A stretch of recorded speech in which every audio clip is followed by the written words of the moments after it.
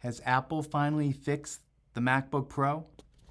After 3 years of butterfly keyboards and touch bars, many users were left running for other platforms like Wintel or downgrading to other Macs that better suited their needs, like the MacBook Air or the MacBook that did not feature the touch bar.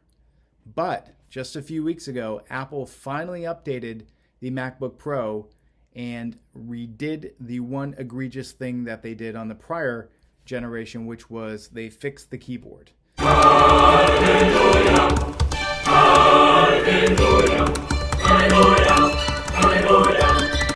So we're going to talk about that and whether this new iteration of the MacBook Pro is fixing the sins of the father. So all that up next.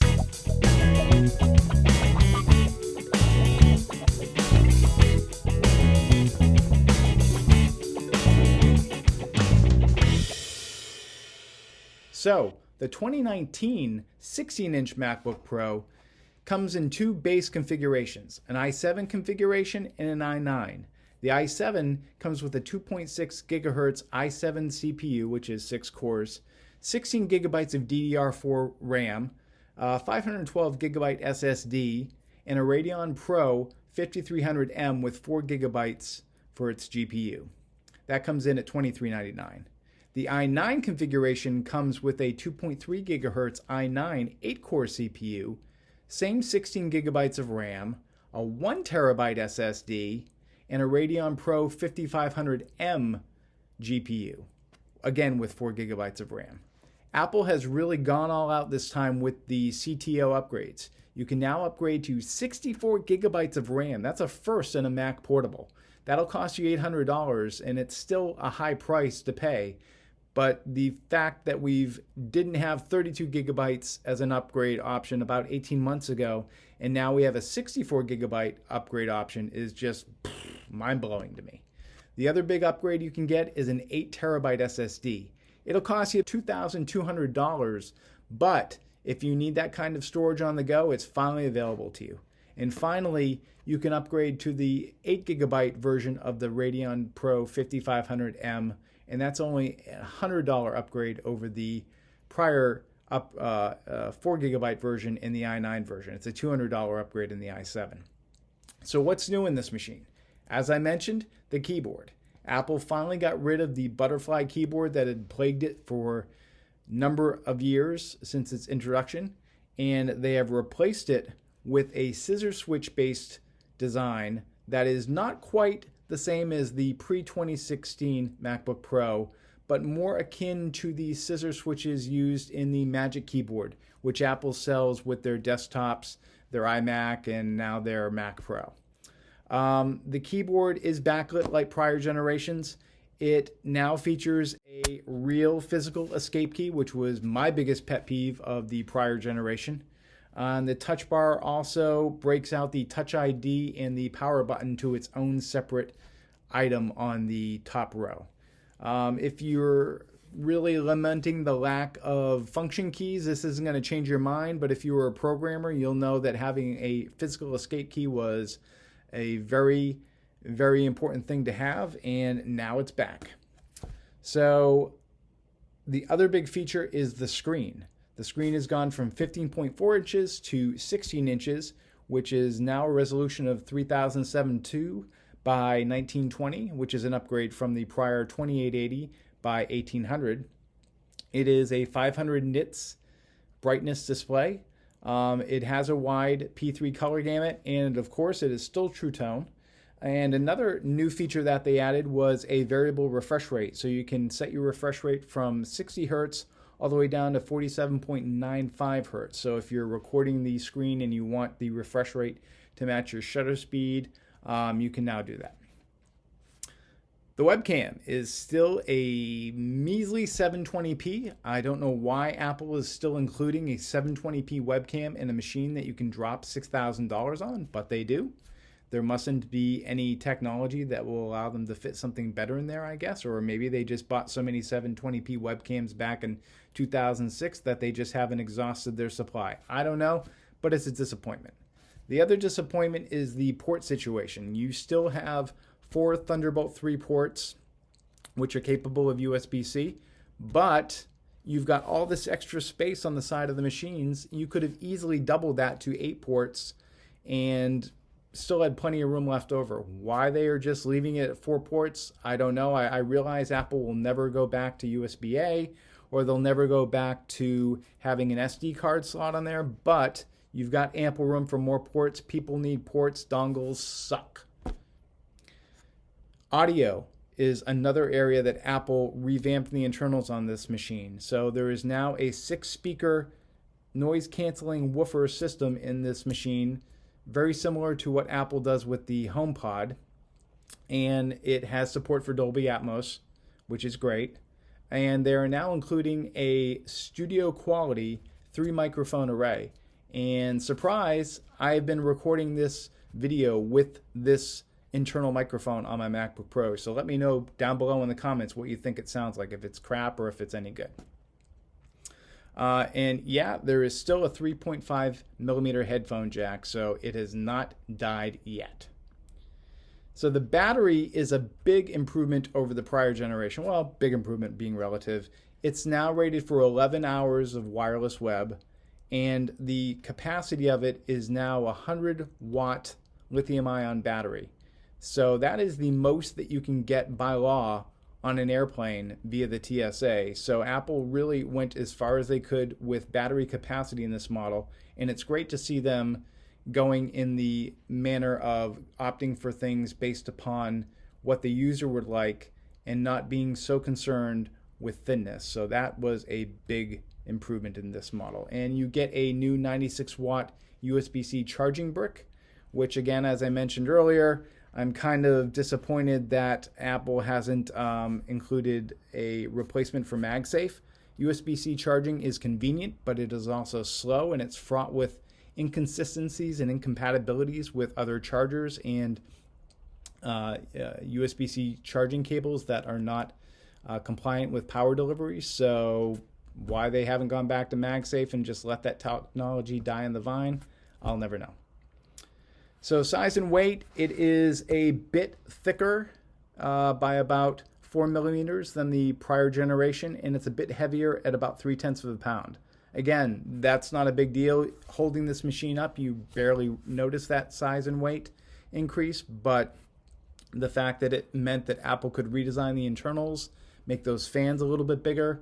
They could also improve the heatsink, which allows this machine to run a little hotter and more sustained for extended computations that now won't get throttled. That's a big win for most users. So I'll go over some benchmarks here and show you what these look like. All right, let's talk benchmarks. We're going to review some Geekbench and Cinebench benchmarks. First, Geekbench. We're pitting 3 machines against each other. The first being the new 2019 MacBook Pro 16-inch in the 2.4 gigahertz i9 variant with 64 gigs of RAM. The second is the 2019 15-inch MacBook Pro variant with a 2.3 gigahertz i9 configuration and 32 gigabytes of RAM. And the final one is a 2017 iMac Pro 8-core Xeon with 32 gigs of RAM. So you'll see here in the single-core score that the new MacBook Pro comes out a whole 100 points almost ahead of the 8-core Xeon and just slightly ahead of the 2.3 gigahertz 15-inch MacBook Pro from earlier this year. This would seem to suggest that the extra $200 spent on the 2.4 gigahertz i9 upgrade may not be worth it. And we'll come over here to the multi-core score, and you'll see here that the 16-inch MacBook Pro with the 2.4 gigahertz CPU is about 300 points higher than the 15-inch MacBook Pro, 7203 versus 6961. And of course, you'll notice that the Xeon, once it gets to multi-core, just starts mopping the floor with the 2 MacBook Pros. When it comes to Cinebench, though, the upgrade is not as much as you'd expect. The new Radeon Pro 5500M with 8 gigabytes of RAM goes up against the 2.3 gigahertz configurations Radeon, I think it's Pro Vega card, and that only had 4 gigs of RAM. And you'll see the Cinebench score is not much lower than the new MacBook Pro. So this shows that the upgrades for GPU and CPU may not be something that you absolutely need. And you'll see here, looking at the Heaven benchmark, that the 16-inch MacBook Pro is really just no match for the 8-core Xeon iMac Pro. We're talking, almost 900 points more on the iMac Pro, but still you get respectable frame rates on the MacBook Pro 16-inch. You're looking at a frame per second of 73 with a max frame per second of 137. So that's no slouch. You're not going to buy this machine to play games, but if you want to do some serious 3D rendering, it's definitely more than capable. So, wrapping up, what are my likes and what are my dislikes? First of all, dislikes. 720p webcam. Again, I hate harping on it, but why is this thing still around? This is 2006 technology. Get it out of here. 4 Thunderbolt 3 ports. Yeah, I love Thunderbolt 3. But 4 ports? I've got all this extra dead space. Give me 8. Ugh. And why do we only have 802.11ac and not AX? AX is now in the iPhone. It should be in the MacBook Pro. That's kind of ridiculous. And speaking of ridiculous, we still have no LTE wireless options. I get that Apple is protecting the iPad as a line and they don't want to have crossover with the Mac and the iPad, and LTE connectivity on the iPad is a big selling point, but it really should be in the MacBook Pro. A lot of people would pay extra for it, me included. And it has to be said, I'm still lamenting the loss of MagSafe. It was one of Apple's most innovative technologies, and every time I yank on that USB-C cord, I'm just wishing that MagSafe had its return. It's really sad that it's no longer a technology that Apple uses. So what are the likes? Well, there's a lot. The keyboard is once again a joy to use, and I have to say it's probably the best portable keyboard that Apple has ever made. Even if you don't like the touch bar, you still have to admit the rest of the keyboard is great to the feel, to the type, and has good bit of travel and is quiet. And hopefully over the long run, we'll see if the reliability is where it needs to be. But so far, things look pretty good. And it's a very speedy machine. Of course, being able to outfit this with a 2.4 gigahertz i9 CPU, 8 terabyte SSD, 64 gigs of RAM, and an 8 gigabyte Radeon Pro 5500M means that you can get some of the best top-end specs in a laptop in this machine.